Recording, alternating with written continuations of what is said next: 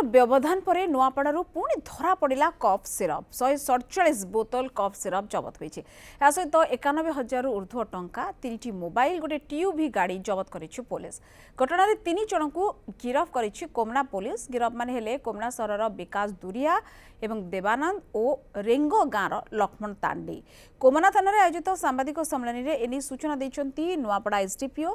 पूर्व news 7 पक्षर sting operation करी किभली cough syrup बेपार चलता तार पर्दाफाश करा जायथिला।